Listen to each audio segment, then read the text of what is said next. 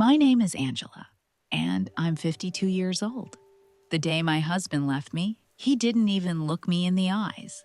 He packed his bags for what he called a boys' trip, kissed me on the forehead like I was a child, and said, "Don't wait up, babe." 12 hours later, our joint account was empty. Gone. Every penny. I stared at the online banking app like it might be a glitch, but the zero didn't blink. It was real.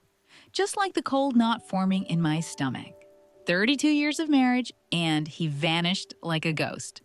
No goodbye note, no explanation, no answer to my calls or texts.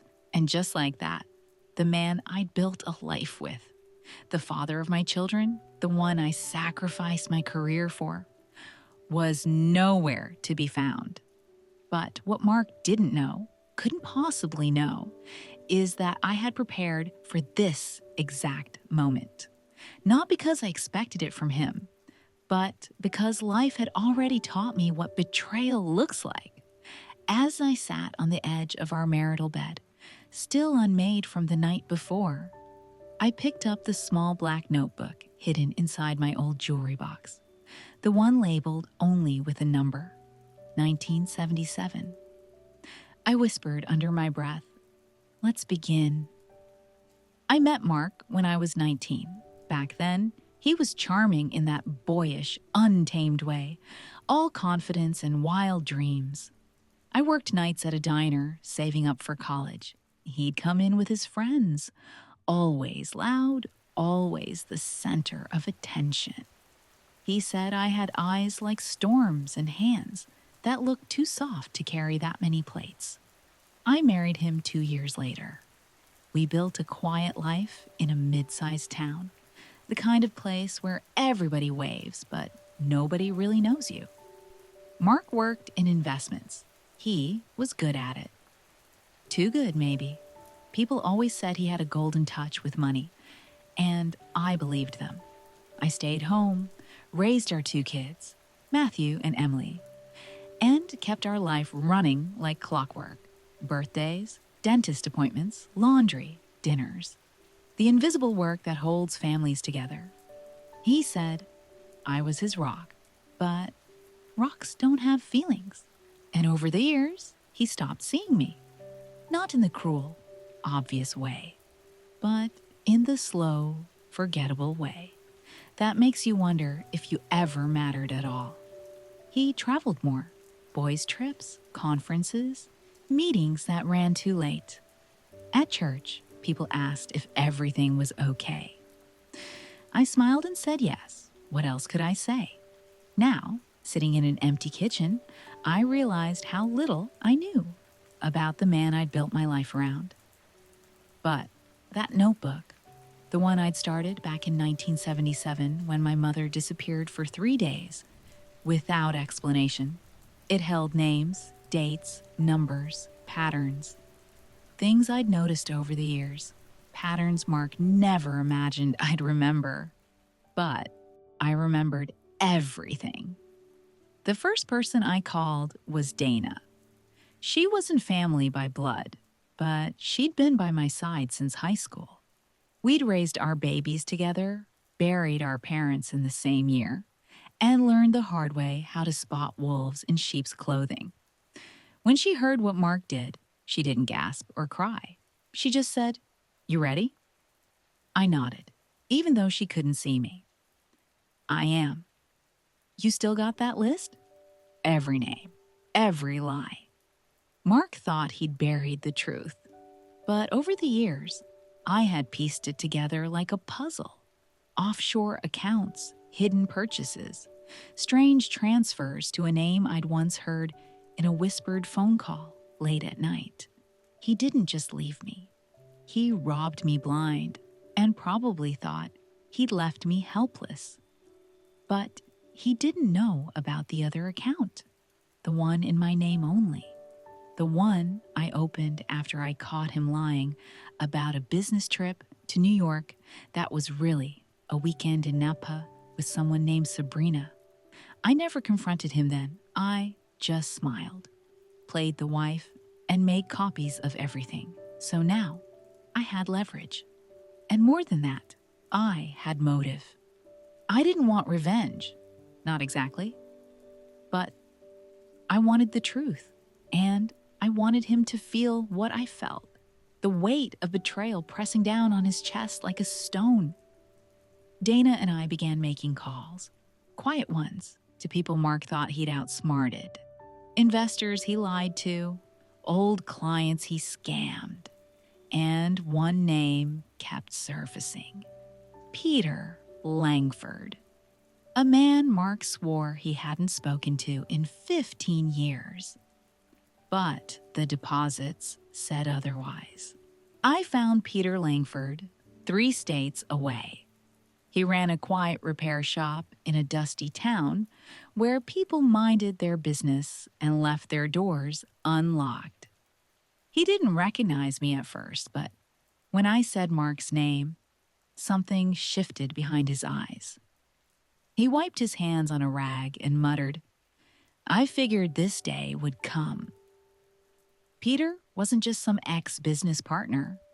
He was the man who took the fall for one of Mark's investment strategies gone wrong. A strategy that ruined 3 families and left Peter bankrupt. Mark walked away clean. Peter lost everything. "Why would you protect him?" I asked, barely containing the heat in my voice. "I didn't," he said quietly. "But I have a daughter, and Mark made it very clear. If I talked, he'd make sure she'd never get another loan, another job, another chance." My stomach turned. I had lived with this man, slept beside him, and now I was hearing things I didn't want to believe, but couldn't ignore. Peter leaned closer and whispered, but I kept one thing, proof, just in case. He led me to a dusty office in the back, pulled out a small locked drawer, and took out a flash drive. Bank records, emails, voice memos, enough to put him away. I reached for it, but he pulled back. "Promise me," he said, "you're not just doing this for payback." I looked him in the eyes and said, "I'm doing this so my children know what kind of man their father really is." He nodded and handed it to me. My hands trembled because I knew this wasn't just about Mark anymore. It was about who I was going to become in the face of it. 3 days later, I saw Mark again. He walked into our house like nothing had happened, sunburned, laughing into his phone, luggage in hand. I stood in the hallway, waiting. He froze when he saw me. "Angela?" he said, blinking like he'd seen a ghost. "You forgot to lock your burner phone," I replied calmly. "Sabrina says hi, by the way." His smile dropped. "You've been digging," he muttered, voice low and tight. I stepped forward, holding up the flash drive. "You emptied our account, Mark. You left me with nothing. But the truth is, I stopped trusting you a long time ago." His face hardened. "You have no idea what you're playing with. These people." "I know exactly who I'm playing with," I snapped. "And I have enough to bury you." He reached for the flash drive. I pulled back. I already made copies. Gave one to a lawyer, another to Peter. Remember him? Mark's face turned pale. "You wouldn't. I would. And I will. Unless..." He stared at me, breathing hard. "Unless what?" I took a deep breath. "You wire back the full amount you stole, plus the investments you funneled into your offshore accounts. You sign the house over to me, you leave, quietly, no drama, no press." He laughed bitterly. "You think you can blackmail me?" I looked him straight in the eye. "Number? I think I'm finally protecting myself." And then I said what I hadn't allowed myself to say in years. "I may have loved you once, Mark, but I love myself more now." He didn't speak. He just stared at me. For the first time, I saw fear in his eyes. Not anger, not arrogance. Fear The next morning, the money was back in the account. Not all of it, but enough to show he was taking me seriously. By noon, I had the deed to the house signed over. By evening, Mark was gone. No apology, no excuses, just silence. Emily called that night. She was worried. She'd heard from a friend that her father had gone off the grid. I didn't lie, but I didn't tell her everything. Not yet. "Mom," she said softly, "are you okay?" I paused, and then I whispered, "I'm getting there." Matthew, on the other hand, came straight to the house. He looked around like something sacred had shattered. "Where is he?" he asked. "Gone." "Did he hurt you?" I shook my head. "Not in the way you think." He sat down heavily, rubbing his face. I always felt like something was off, but I didn't want to see it. I touched his hand. "We see what we're ready to see, Matt." He looked at me, eyes filled with something I hadn't seen in years. "Respect." "Mom." "What now?" I smiled faintly. "I rebuild. I heal. I live." He nodded slowly. "Can I stay a few days?" My heart swelled. Of course. That night, I sat on the porch, wrapped in an old shawl, listening to the wind.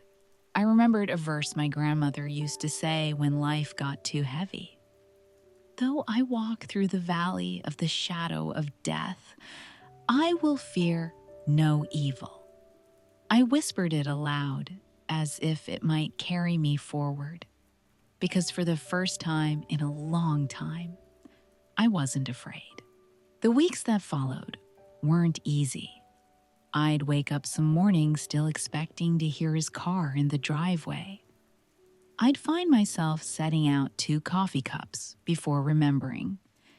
He was no longer mine to serve, but something unexpected began to happen. I started sleeping better, laughing more, breathing deeper. Dana and I turned our small kitchen meetings into something bigger. We started helping other women in town review their finances, understand their rights, and open accounts in their own names. I spent 30 years thinking security came from having a man, I said at one meeting. Turns out it comes from knowing where every dollar is. The room erupted in nods. At church, Pastor Graham invited me to speak. I stood at the front, heart pounding, and said, "God doesn't always calm the storm, but He does walk us through it." Tears filled my eyes, but I didn't stop. I used to think losing everything would destroy me, but it didn't. It revealed me. After the service, an older woman hugged me so tightly I could feel her heartbeat. "My daughter's going through the same thing," she whispered. That's when I knew. My story wasn't just mine.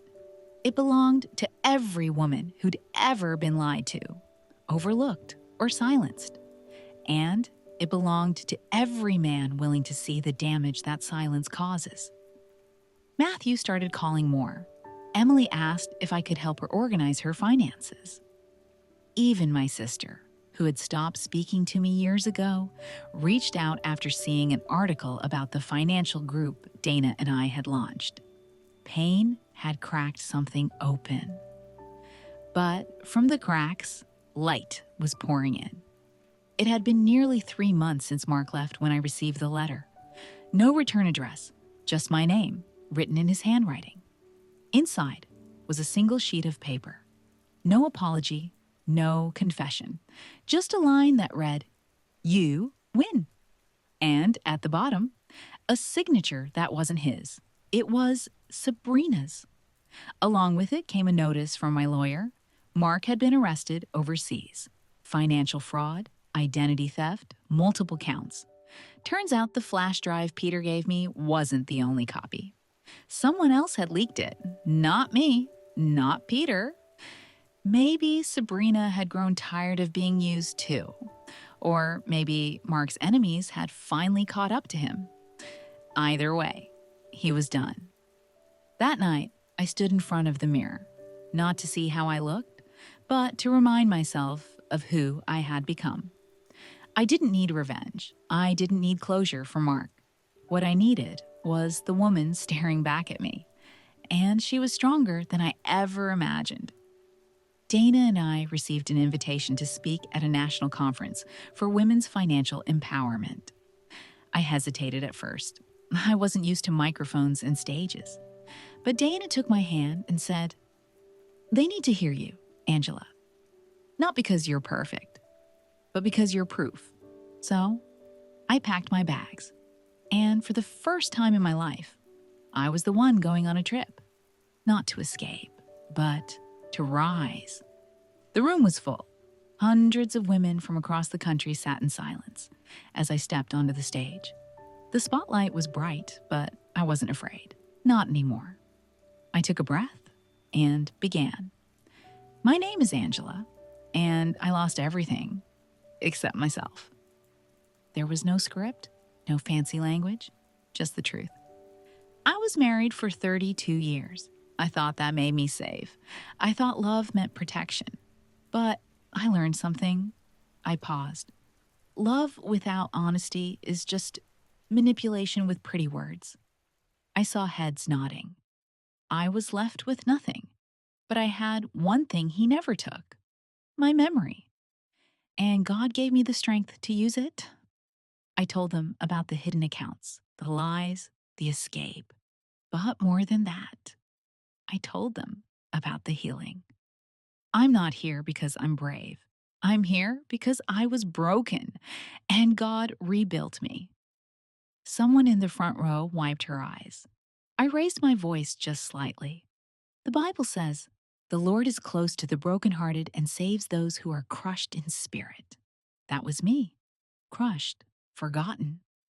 I let the silence settle, and now I smiled. Now I help other women avoid what I lived through. Now I use my voice. Now I walk into rooms I used to believe were not meant for me. The room erupted in applause, but it wasn't for me.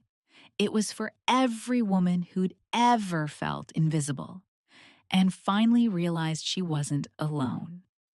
As I walked off stage, Dana was waiting in the wings, eyes shimmering. "You did it," she whispered. I took her hand. "No," I said. "We did." And deep in my chest, I felt something I hadn't felt in years: freedom.